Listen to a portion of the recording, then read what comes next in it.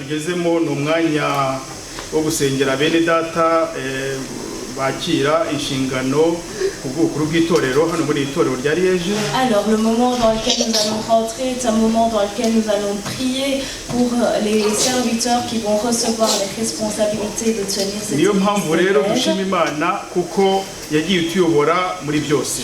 Et c'est pour cela que nous remercions Dieu puisqu'il nous a dirigés dans toutes choses. Itorero rya Kristo ryatangiye ku mugaragaro igihe habatizwa abantu 3,000. L'église de Dieu a débuté publiquement lorsque plusieurs personnes avaient été baptisées. Icyo gihe ryari riyobowe n'intumwa. À ce moment-là, l'église était dirigée par les disciples. Ariko uko umurimo w'Imana ugenda wiyongera ugenda wamugari akaba ariko n'abagenda bongera abakozi b'Imana. Alors que l'église de Dieu s'agrandissait, voilà qu'on rajoutait les serviteurs de Dieu.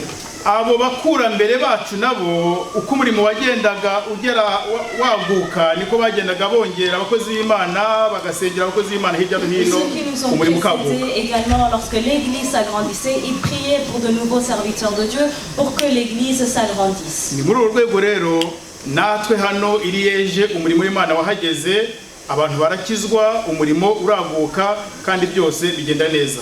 Et c'est de cette manière-là également qu'ici à Liège, l'église s'est agrandie et qu'il faut des serviteurs de Dieu. Ubundi hano hari hasanzwe abakuru b'itorero batatu. Ici habituellement il y a 3 anciens de l'église. Uyu munsi rero turasengera abandi babiri ibe equipe cyangwa ibe collège y'abanciens batanu. Donc aujourd'hui nous allons prier pour 2 serviteurs suppléments et ça va faire 5 anciens de l'église de Liège. Ubwo rero abashoboye kurubanurwa tugiye gusengera uyu munsi tubarambitseho ibiganza ni mwene data Innocent Munyaneza ndetse na Frédéric Chaziminwe. Pour ceux pour lesquels nous allons prier aujourd'hui, nous avons Innocent Munyaneza et Frédéric. Niyo mpamvu rero tubasaba kuza hano imbere hanyuma bagahagarara imbere y'iteraniro ryose kugira ngo iyo mirimo igiye kurikiraho tuyisangire twese. C'est pour ça que nous allons leur demander de se tenir ici devant pour procéder avec le reste de ce programme. Ils peuvent se tenir ici. Ici à côté de Bene data torero ry'Imana. Bien-aimée église de Dieu. Mbere ya byose ndagira ngo mbaze niba mwemera aba bene data Innocent Munyaneza bahagaze imbere yanyu. J'aimerais tout d'abord vous demander si vous acceptez Innocent Munyaneza. Na Frédéric Chaziminwe bahagaze imbere yanyu. Et Frédéric Chaziminwe. Niba mwemera yuko basabirwa barambitsweho ibiganza kugira ngo babe abakuru b'itorero les anciens. Si vous acceptez aujourd'hui en leur imposant les mains qui deviennent des anciens de l'église. Est-ce que vous l'acceptez? Que Dieu soit loué. Nous allons alors continuer. Avant même de continuer, nous allons également demander à leur épouse.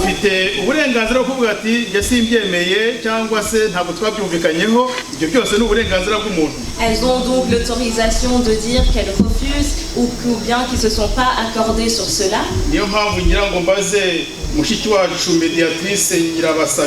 Et c'est pour cela que je vais demander à la sœur médiatrice Nira Sabira.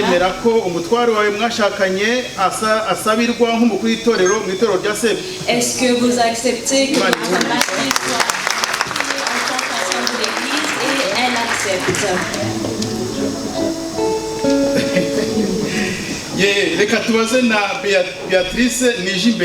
On va demander à Béatrice qui est l'épouse de Frédéric Chaziminwe.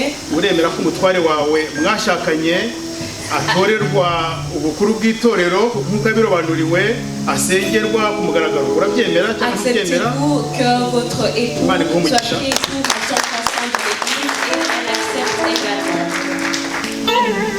Bene data uyu muco mwiza wo kusabira abakuru b'itorero. Mon bien-aimé, cette bonne coutume de prier pour les anciens de l'église. Tukomora cyane cyane mu isezerano rya kera. Nous le prenons dans l'Ancien Testament. mu kubara ibice 27 En nombre, uhereye ku murongo wa 16 kugeza kwa 23. nous lisons en nombre Chapitre 27 Nous lisons en nombre chapitre 27, verset ya 16 verset 16 ushobora gusoma kugeza kwa 17. jusqu'au verset. Reka mpasome nubwo ari amajambo maremare ariko reka tuyasome ahandi twagenda tu. Et nous allons suivre. Reka dusome Lisons. reka mbere kwa 15. Mose abwira Uwiteka ati, Uwiteka Imana y'imyuka y'abafite umubiri bose atoranye umuntu wo gutwara iteraniro, wo kubajya imbere ava mu rugo akabahura, no kubajya imbere arugarukamo akabacyura, kugira ngo iteraniro ry'Uwiteka ritamera nk'intama zitagira umwungeri. Uwiteka abwira Mose ati, jyana Yosuwa mwene Nuni, umuntu urimo umwuka, umurambikeho ibiganza, umushyire imbere ya Eliyazari umutambyi n'iteraniro ryose, umwihanangirize mu maso yabo, kandi umuhe ku cyubahiro cyawe, kugira ngo iteraniro ry'Abisirayeli ryose rijye rimwumvira.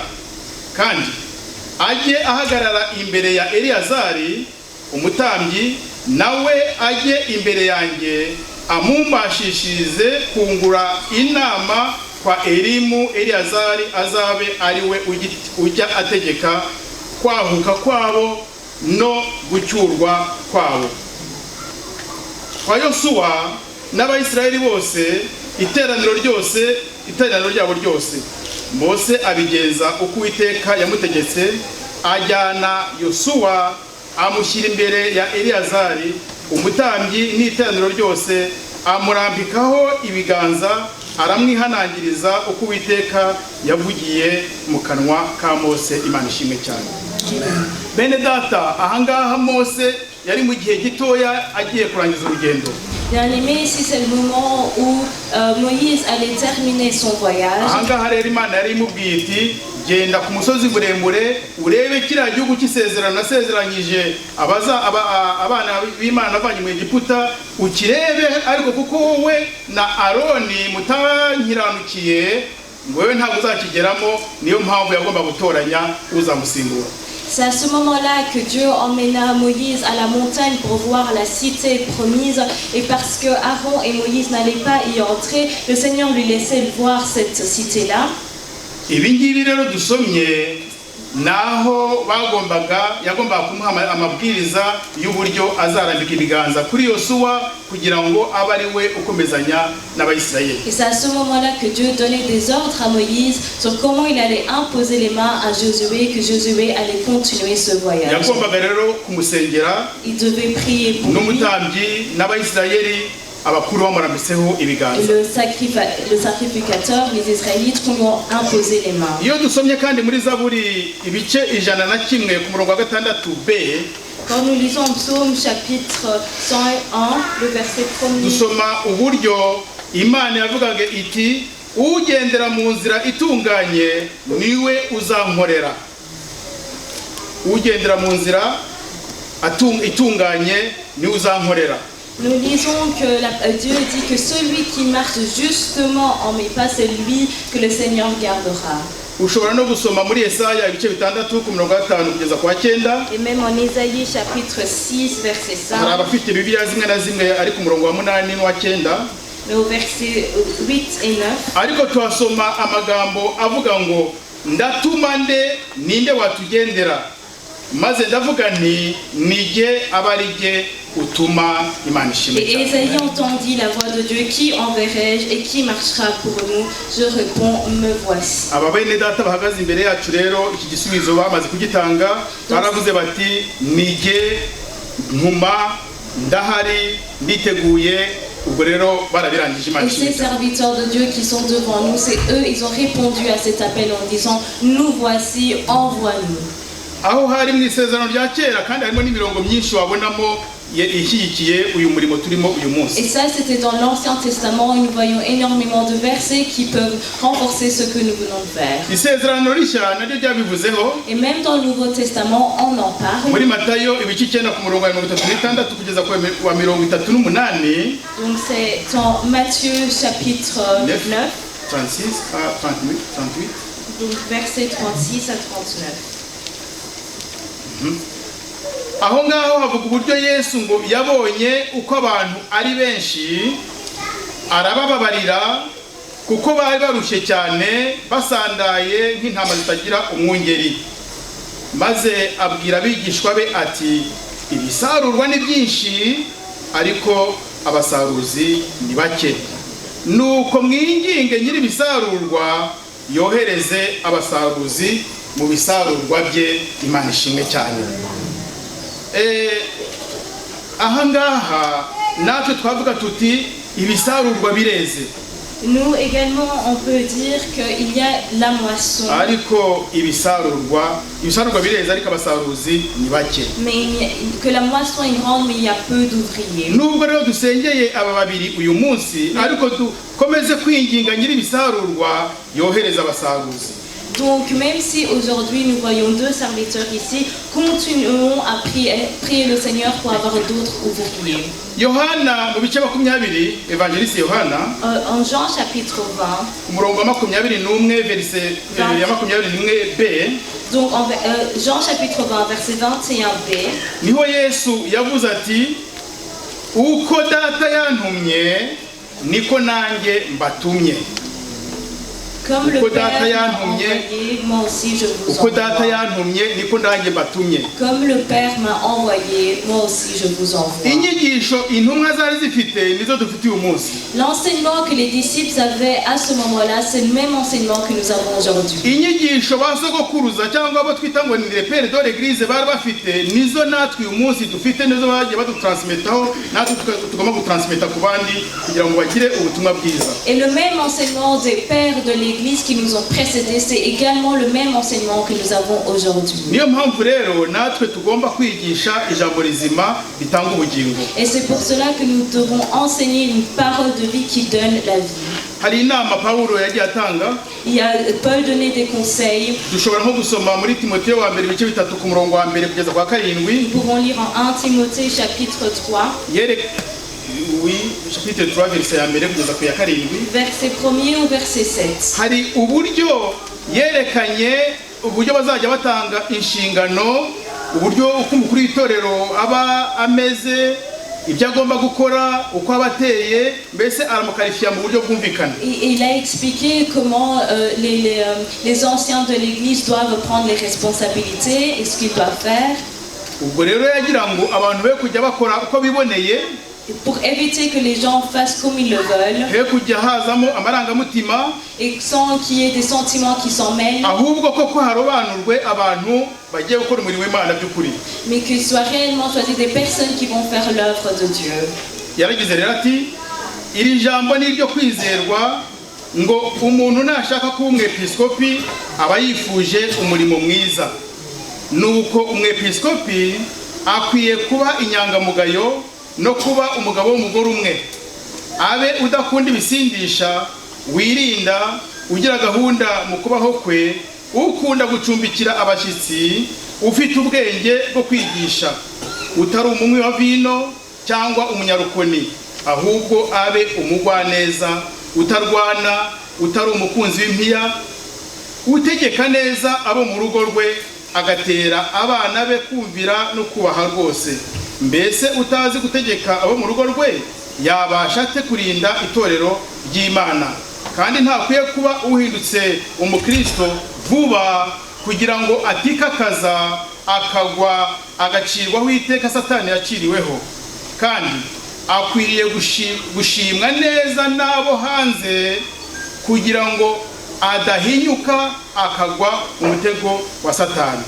Ubwo rero Imana idufashe kugira ngo n'aba bene data ibi byose nk'uko babonye natwe itorero twabonye igihe cyo kubigenzura no kureba ibyajya ku murongo, Imana ibafashe no kugira ngo ibyo bagiye gushingwa bizagende neza kandi bazakira umugisha w'Imana Imana ibahe Et umugisha. que Dieu nous aide également, que ces serviteurs qui avaient ces critères-là que nous venons de lire, qui continuent de les avoir même en prenant cette charge. ndongeraho umurongo wo muri Tito igice cya mbere Je vais également lire en Tite umurongo wa chapitre gatanu kugeza 1 ku wa 9. du verset 5 au verset aho 9. ngaho nuza gusoma witonze urahasanga ngo icyatumye ngusiga ikirete ni ukugira ngo utunganye ibyasigaye bidatunganye, kandi ngo ushyireho abakuru b'itorero mu midugudu yose nk'uko nagutegetse. aha ngaha rero ni Pawulo watongeraga uyu mukozi w'Imana witwa Tito, amwereka impamvu yamusize kuri kiriya kirwa cya Kirete, uburyo nyine yagomba gukora mu itorero n'ibyo yagomba kurikoramo nk'uko ari we yari yarasize nyine. Ici, nous voyons que Paul qui dit à Tite, il lui explique les raisons pour lesquelles il lui avait laissé à Crète, justement pour mettre en ordre et faire ce que le Seigneur voulait de lui en Crète. Comme nous l'avons lu dans la parole de Dieu, comme le serviteur de Dieu qui l'a précédé, comme nous l'avons lu en Actes des Apôtres, chapitre 20, verset 28, qui dit gardez vous-même et également gardez le troupeau sur lequel le Saint-Esprit vous a établi,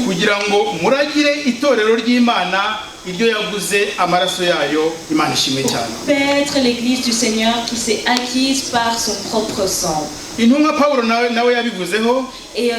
Paul en a parlé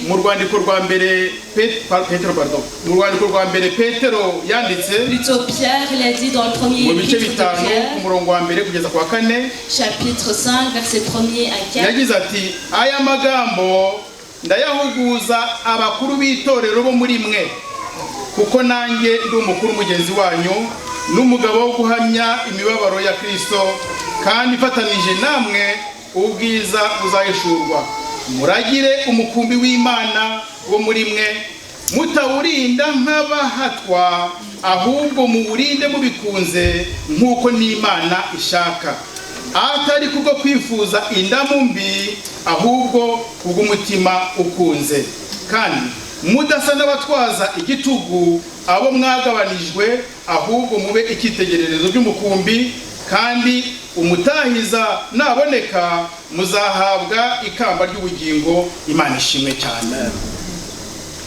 Ye bene data, ndagira ngo mbere yuko twinjira muri uyu murimo wo kubasengera tubarambitseho ibiganza, et bien aimé, avant de continuer dans cette œuvre de consécration leur imposant les mains, tubanze tubabaze ibibazo binyuranye, nous allons vous poser diverses questions babyemerera imbere yacu, qui le témoignent devant nous, hanyuma natwe tubasabire ariko bamaze guhamya ibyo bizera nuko babona ibintu et nous allons bazabikora. continuer après qu'ils aient témoigné des choses possibles. Nubwo twagiye tugirana ibihe byinshi byo gusenga cyangwa nubwo twari tumenyeranye tubaziho ubuhamya bwiza, Même si nous prions avec eux et nous connaissons d'eux un bon témoignage, ariko turabanza nyine kubabaza ibibazo kugira ngo babihamye ku mugaragaro. mais nous allons leur poser des questions pour qu'ils puissent leur répondre publiquement. Mwene data Frédéric Chaziminwe Notre frère Frédéric na mwene Chaziminwe data Innocent Munyaneza, et notre frère Innocent Munyaneza, ku ruhande rw'umwe umwe urahamya n'umutima wawe wose ko wakiriye Yesu nk'umukiza wawe, kandi urahamya mu mutima wawe ko Imana iguhamagariye kuragira umukumbi wayo. témoignez-vous dans votre cœur que vous avez accepté Jésus-Christ et que vous venez de recevoir cet appel de paître le troupeau de Dieu? Et comme Il accepte. Il accepte. Uzaharanira igihe cyose gusenga no kwiga ijambo ry'Imana kugira ngo ubone ibiryo byo kugaburira umukumbi no kuwukenura. Allez-vous continuellement prier et suivre les enseignements afin de pouvoir avoir de quoi nourrir l'église de Dieu? Il accepte. et egomye nizera ko imana izobishobora. Akoze. Tant que le Seigneur me le permet, Uzaharanira gukomeza ubumwe bw'umubiri wa Kristo utawucamo ibice urinda amasiga kugira ngo atawutatanya. acceptez-vous de garder le corps de Christ uni sans avoir de division? Niba ubitwemerera ubivuge ku magaragaro. Ndabyemera kandi imana izobibashisha. Je l'accepte et que le Seigneur me le permette. Imana ihumugisha. Oui, je l'accepte. Uzihatira igihe cyose guhuza ingeso zawe n'ibyanditswe byera, ugera ikirenge cyawe mu cya Kristo kugira ngo ubere icyitegererezo cyiza abo ubereye umuyobozi, ndetse ubakunda bose wigisha inyigisho nzima. Acceptez-vous de toujours analyser vos pas afin de marcher dans le pas de Jésus-Christ et d'être un modèle pour ceux qui vous regardent? Oui, je l'accepte.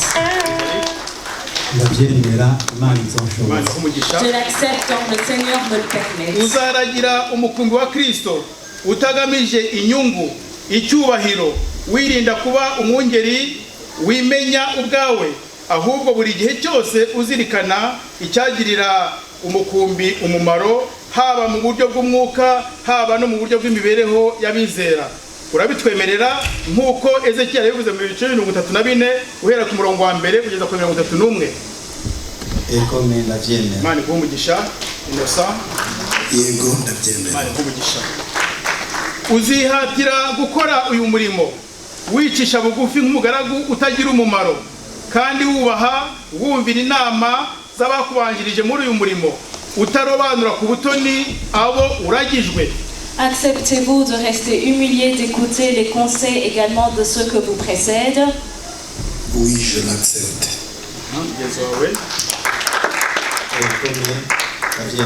Oui, je l'accepte. Mwene data Innocent Munyaneza na mwene data Frederic Chaziminwe. Bien-aimé Innocent Munyaneza et Frédéric, ndakubaza imbere y'Imana data wa twese, je vous demande devant le Père de Umwana n'Umwuka wera ndetse n'itorero rya Kristo, tous, le Fils et le Saint-Esprit et également l'Église de Dieu, niba utazigera ugambanira itorero ry'Imana si vous n'allez pas cyangwa ngo urizanemo imyizerere inyuranye n'ijambo ry'Imana na gahunda z'itorero, si vous n'allez pas endoctriner l'Église en dehors des normes de cette Église, niba ubitwemerera nyuranye uti ndabyemeye. si vous l'acceptez, dites oui.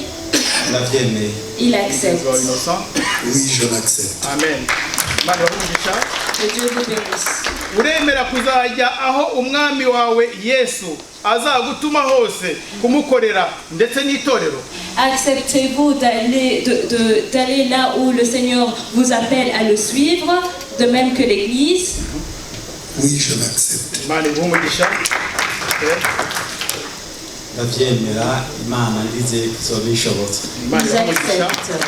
Murakoze bene data, ndagira ngo nyuma y'ibi ngibi muhamirije imbere y'iteraniro ryose n'imbere ya Kristo n'Umwuka wera n'Imana data, j'aimerais qu'après ce que vous avez témoigné devant l'Église, devant le Père et le Saint-Esprit, tubasabe mupfukame, on va vous demander de vous agenouiller, hanyuma aba bene data musanze muri umurimo et ceux que vous trouvez déjà dans ce ministère, abasengere babarambitseho ibiganza. ils vont prier pour vous en vous imposant les mains. Kugeza uyu mwanya, kugeza kuri iyi saha, à cette heure-ci, à ce moment précis, à cette heure-ci, muri abakandida anciens, vous êtes des candidats à l'ancienneté, ubwoko bw'Imana tugiye kubasengera tubarambitseho ibiganza, mais nous allons prier pour vous en vous imposant les mains, hanyuma mube bamwe muri twe duhagarariye umukumbi, et vous allez devenir un parmi nous kandi contenant le troupeau. ndabasaba n'itorero ry'Imana guhaguruka Et je vais également demander bene à data l'Église de Dieu de se barambikaho lever, ibiganza. alors que les serviteurs de Dieu vont leur imposer les mains, ubakikize. Imana bahumugisha kandi qui les contournent. ubwo ndasaba Pastor Enoch, Je vais demander au pasteur Enoch, duwaye wacu, Imana bahumugisha, ndagira ngo ubwo nyine abakuru b'itorero baraba barambitseho ibiganza, hanyuma nawe aba ari we usenga n'ijwi rirerire. alors que les anciens de l'Église prient pour eux, il va élever la voix. Alléluia. mwami wacu yesu kirisito Notre Dieu Jésus-Christ, turagushimiye rwose icyubahiro ni cyawe nous te disons merci, que la gloire te revienne. tugushimiye uyu munsi wa none Nous te disons merci pour ce jour. twasengeye uyu munsi kugira ngo tuzagire umugisha Nous avons prié pour ce jour pour avoir la bénédiction. twasengeye bene data Frederic na Innocent Nous avons prié pour Frédéric et Innocent. twasengeye abafasha babo ndetse n'abana babo Nous avons n'imiryango prié yabo pour leurs femmes et pour leurs enfants et leurs familles. twasengeye itorero ryawe hano i Liège ndetse n'umurimo muri rusange Nous avons prié pour ton église ici à Liège et pour ton ministère. tugushimiye ko uyu munsi tubonye igisubizo Nous te disons merci parce qu'aujourd'hui nous avons une réponse. tugushimiye rero abagaragu bawe Nous te disons merci pour tes serviteurs bamaze kwemerera imbere y'itorero qui viennent te témoigner devant l'église, ko bahamagawe nawe qu'ils ont été appelés par toi, bamaze guhabwa umuhamagaro wabo qui viennent de recevoir leur appel. ni koko mwami wacu yesu C'est vrai, notre Dieu Jésus, ni wowe uhamagara c'est toi qui appelles. warabahamagaye kugira ngo bakizwe bave mu byaha Tu les as appelés à de se repentir du péché. bemeye kugukurikira Ils ont accepté de te suivre. kandi uhamagara kugukorera Et tu les as appelés à travailler pour toi. uyu munsi wa none En ce jour, imbere yawe n'imbere y'itorero ryawe devant toi et devant ton église, bamaze kwemera imbere yawe n'imbere y'itorero ils viennent d'accepter devant toi et ton église ko bazagukorera qui vont œuvrer pour ko toi, bazarinda umukumbi wawe qui vont garder le troupeau kandi ko rwose bemeye ko uzabashoboza et qu'ils acceptent que tu vas leur permettre. natwe rero abakuru b'itorero twese Et nous également les anciens de l'église ndetse n'itorero twese et l'église tout entière, twifatanirije hamwe nous nous tenons ensemble. turabasenge mu Nous izina rya yesu prions au nom de haleluya Jésus-Christ. mu izina rya yesu Au nom de Jésus, turabasenge rwose prions pour eux. tubahesheje umugisha Nous imposons la bénédiction kugira ngo uhereye umunsi wa none qu'à partir de ce jour, umugisha wawe ubazeho que ta bénédiction repose sur eux. bemerewe rwose kugira ngo bakore umurimo wawe mu itorero nk'abakuru b'itorero De faire ton œuvre à l'église.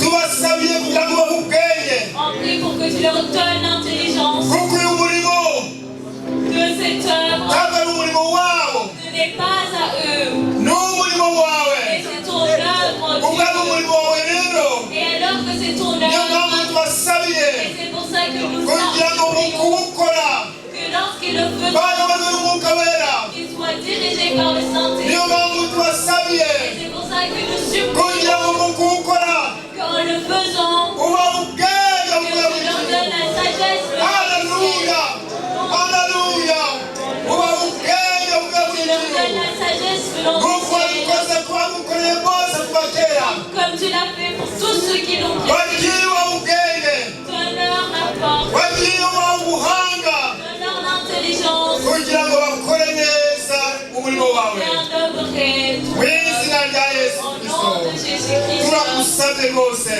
Te prions kubwa innocent pour le innocent. bumwambure ibiganza byawe Alors que nous imposons les mains, turagusabye kwa Frederic nous imposons bumwambure ibiganza byawe que tu imposes uhereye umunsi wa none à partir de ce jour bagira ubwenge bwo kuyobora itorero qu'il ryawe ait l'intelligence, la kuyobora sagesse de umukumbi hano i Liège pour conduire le troupeau de kuba Liège, icyitegererezo cy'umukumbi hano i Liège être un bon modèle pour le troupeau de Liège, kugira ngo umurimo wawe utere imbere pour que ton œuvre avance vers mwami wacu l'avant. yesu Oh notre Dieu Jésus, turagushimye nous te disons merci, turaguhimbaje nous te louons, icyubahiro cyawe que ta gloire gikomeze revienne. kiganze kandi gitware mu itorero ryawe Que ta gloire continue à répandre dans ton mu église. izina rya yesu mwami n'umukiza wacu Au nom de Jésus-Christ, notre Sauveur.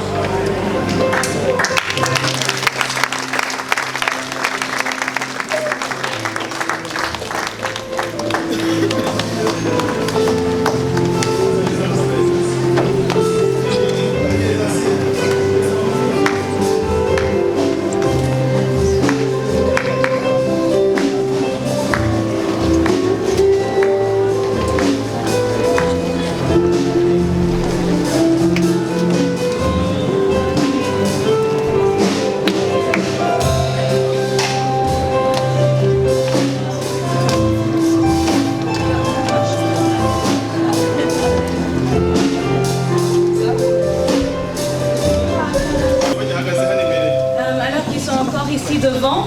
On va leur demander d'encore rester ici devant.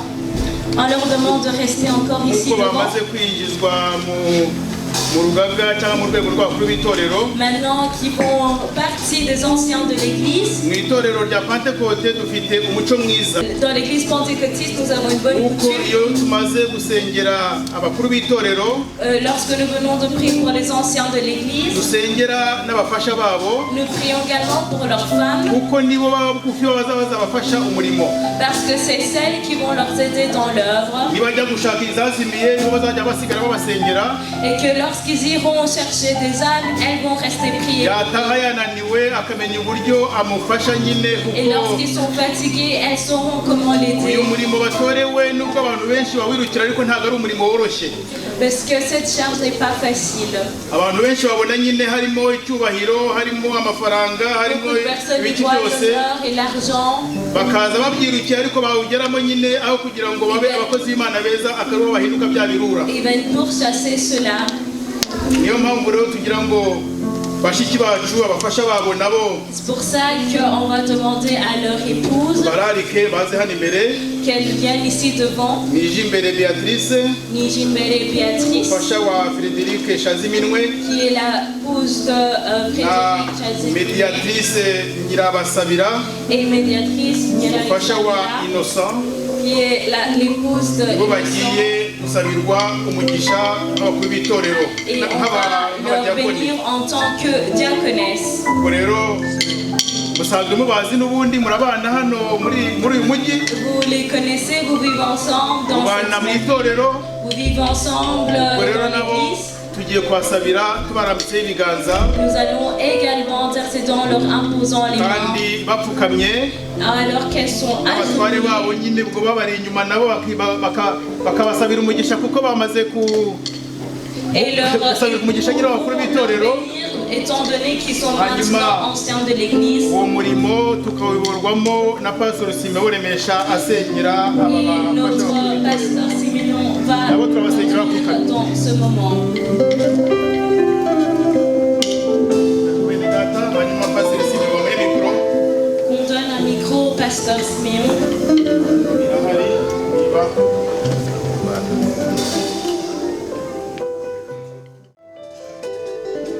Mana ishobora byose, Dieu capable de tout. uri Imana ikomeye, Tu es un Dieu puissant. ni wowe uhamagara Toi qui appelles. kandi abo uhamagaye ni nawe ubashoboza. Et toi qui appelles, c'est toi qui permets.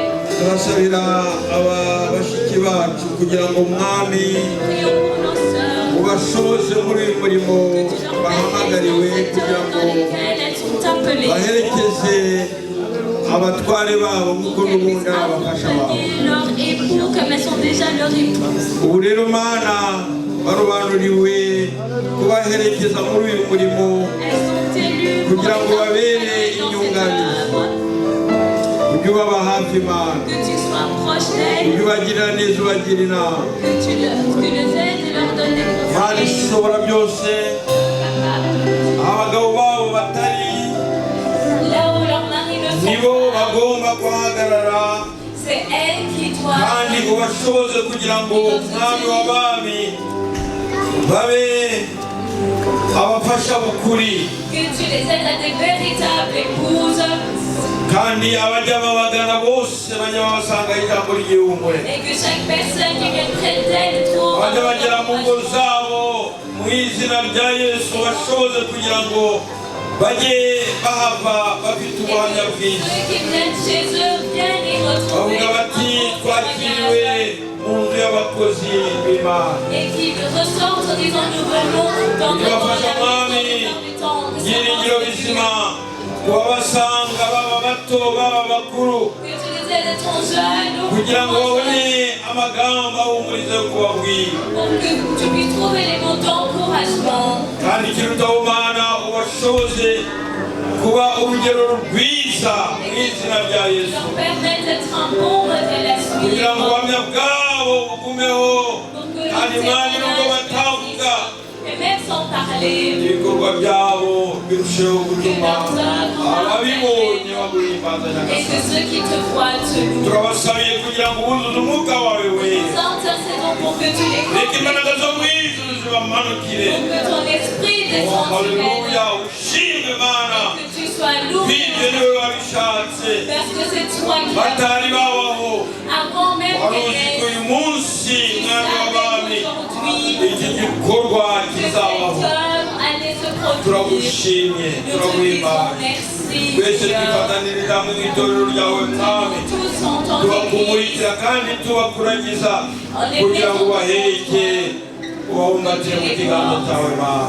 dans tes Komeze bras kubaba bugufi, et sois komeze près kubajya d'elles imbere et de leur kandi démontrer uzabashoboze et de leur kurangiza permettre neza izi nshingano de terminer ces barabanguriwe œuvres kugeza qui ubwo ont été bazazira ku choisies iherezo pour ryiza. faire et avoir une bonne Shima. finalité.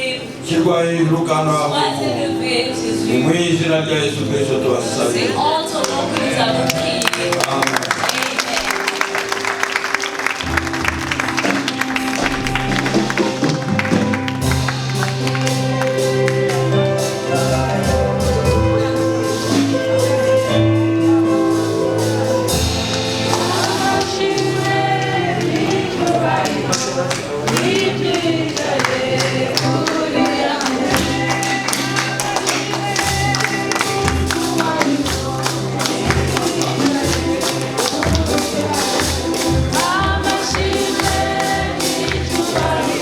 Elle peut rester simplement.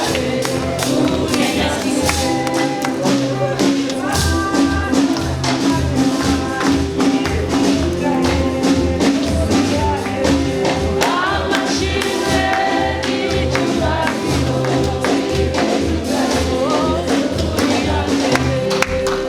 Reka ducunguze uburyo umwete. On va essayer de bien être dans les temps.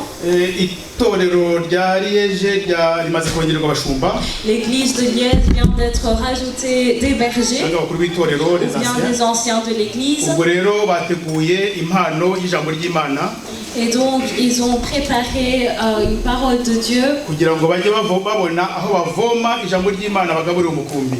afin de trouver de là où ils puissent se nourrir pour nourrir Bizabafasha kandi bizabarinda kwinjiza inyigisho zipfuye kuko ijambo ry'Imana niryo bazakoresha Ça va leur bagaburira. permettre de donner la parole de Nous, Dieu ça va, au Pasteur troupeau. Enoch. On va demander au Oui, pasteur Enoch. Chaperongo. Murakoze. Inkuru yanyu. Na Pasteur Fiacre nawe. Et le pasteur qui est ici, Imana ibahe umugisha. que Dieu vous bénisse. bagihari Alors qu'ils sont encore ici, ndagira ngo na Christophe nawe ahaguruke. je vais demander également à pasteur Uyu Christophe. Christophe niwe pastor wa mbere hano muri itorero, Donc pasteur Christophe est le premier pasteur dans cette église. hanyuma akaba akorana na pastor Nyangwi Enoch Il travaille avec le pasteur Nyangwi Enoch na mwene data Fiacre nawe et ni le umukuru pasteur w'itorero hano. Fiacre qui est également ancien de l'église de Ubwo rero Liège. bamaze kongererwa abandi bakuru b'itorero Et maintenant vient d'être rajouté les aribo anciens Innocent de l'église Munyaneza ou Innocent na Munyaneza, Shaziminwe Frederic. Chazimingwe Frédéric. Iyi ekipe y'abakuru b'itorero bakorera muri iri Voici torero hano muri Liège. l'équipe des anciens de l'église. Nanone kandi tumaze gusengera abafasha babo kubw'ubudiakoni, Nous venons de prier pour leurs femmes en tant que diaconesses. niyo mpamvu tugira ngo n'abandi badiakoni bo muri iri torero baze hano imbere, On va également demander aux autres diacres de l'église de Saint-Denis ndetse na organe d'administration et également le CA également batambuke bihuse de s'avancer kugira ngo nabo tubasabire umugisha. pour qu'on puisse également leur bénir Itorero ryose tudusabire umugisha, et bénir également toute l'église. bajye batanga amazi y'ubugingo avuye kuri Kristo Yesu, Qu'ils puissent donner la source d'eau qui vient, apana gutanga amazi y'ibirohwa, pas donner apana gutanga ibyavugiye kuri YouTube cyangwa hirya no hino, kuko hanze aha ngaha inyigisho zipfuye ni nyinshi cyane. parce qu'il y a tellement de faux messages. Iyi ekipe iyobora itorero, Voici l'équipe qui ubwo rero ndasaba ndasaba Aroni, Pastor Aroni, Je vais demander alors au pasteur gusabira Aaron umugisha iyi ekipe de bénir cette équipe kugira ngo rwose bazashobore kuyobora neza umukumbi w'Imana hano i Liège. pour qu'ils puissent bien diriger, conduire le troupeau. Ubwo rero namwe itorero ry'Imana, namwe inshuti bavandimwe mwaje kwifatanya natwe muri uyu murimo, ndagira ngo mutwepore muhaguruke noneho Amis, twasabire également, umugisha. l'Église, je vais vous demander également de vous lever et nous écouler dans cette prière.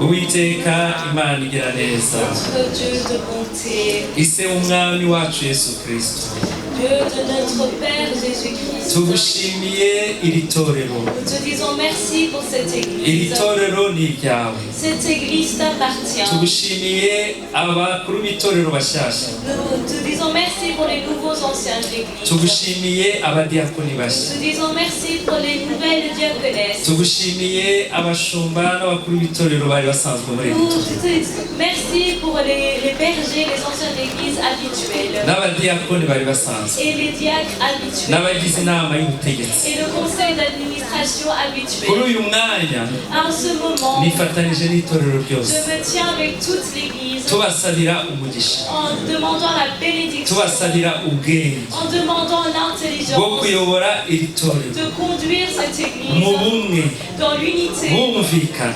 dans l'entente. Turanze umwuka w'ibice mu izina rya Yesu. Refusons l'esprit de division. Turanze umwuka wo kutumvira, Nous refusons l'esprit de turanze désentente. umwuka wo gupingana, Nous refusons toute autre esprit. turanze umwuka wo kwangana, Nous refusons l'esprit de haine. turanze umwuka wo kutababarira. Nous refusons l'esprit de manque de Ubahe pardon. ubwenge Que tu leur donnes la bwo sagesse kuyobora itorero, de pouvoir conduire les umwuka wawe wera que ton Saint-Esprit ajya abayobora buri munsi, puisse les conduire, ajya abaganiriza qu'il puisse leur parler ibitavuye kuri wowe et tout ce qui ne te provient pas ntibizinjire muri iri torero, ne rentre pas dans cette église. isi ntizinjire muri iri torero, Que le monde ne rentre pas dans l'église. inyigisho z'ubuyobe ntizinjire Et muri que iri torero. les faux enseignements ne Barinde umukumbi qu'ils gardent le troupeau kuko bazawubazwa. parce qu'ils seront demandés. Mana ubarinde ikintu cyose, Que tu leur gardes tout, ubayobore ku manywa na nijoro, que tu leur protèges matin kuko et soir. wagendanye n'abayisiraheli Comme tu as accompagné les Israélites ku manywa na nijoro, le matin et le soir. ukababera inkingi y'igicu n'inkingi Et y'umuriro, que tu sois que tu as été une nuée de feu pour eux. ariko ubera maso iri torero. Et que tu veilles sur cette église. Tubasabiye umugisha Nous prions pour la uhereye bénédiction none de ce moment même. kugeza igihe uzagarukira. Jusqu'au moment où tu Ni mu reviendras. izina rya Yesu tubisabye, Au nom de Jésus que nous avons demandé. amen. Murakoze cyane mwicare hanyuma namwe rero nk'abayobozi mutangiye guhagaze ariko ntabwo ndabarekura. C'est pas encore lâché.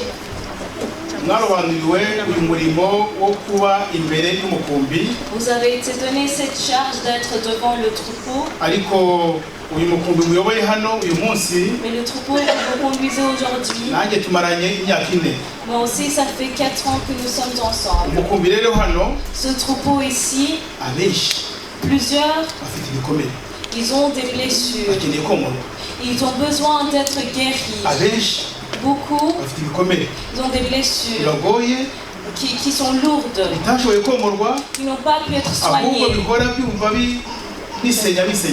Mais ces blessures ne font que s'enfoncer. mubafashe n'ubugwaneza Que vous les aidez avec bonté. mukore mubikunze Faites cela avec kandi volonté. nta kindi kizabibashoboza Et rien d'autre vous le permettra. kugira ibihe byo gusenga Imana Si ce n'est avoir des moments de prière aho avec Dieu. guterana cyane mukora amanama mukareba abenshi nibo batsinze oya mashobora gutsinda ari bakeya ariko noneho mujye mushaka mu maso y'Imana Sans regarder, sans planifier à chaque fois des réunions, mais planifier ces moments de prière. mugafata ibyemezo bihutiyeho Ne prenez pas des décisions avec kugira ngo précipitation umukumbi utababarira pour ne pas blesser le troupeau. mwirinde impunzi mwirinde kugendera kuri emosiyo runaka Évitez de marcher selon ahubwo vos mukore émotions, iby'umwuka wera abayoboyemo mais avancez comme l'Esprit de Dieu vous Imana dirige. ibamugisha kandi izabibashoboza Que Dieu vous bénisse et il va vous le permettre. Vous pouvez abasengeyeho nyine retourner. babategura intebe hano imbere yanyu Et Imana ceux pour qui ibamugisha on a prié, ils ont des places ici. nari maze kubwira abayobozi ariko ubu noneho ndabwira itorero ry'Imana Non, je parle à l'église de Dieu. nk'uko tuyisoma mu Batesalonike ba mbere ibice 5 umurongo wa 12 kugeza ku wa 13 En 1 Thessaloniciens chapitre 5. aho handitswe ngo ariko bene data turabingingira kugira ngo mwite ku bakorera muri mwe babategekera mu mwami wacu babahana mububahe cyane mu rukundo kubw'umurimo wabo mugirane amahoro kandi Imana izabibafashamo.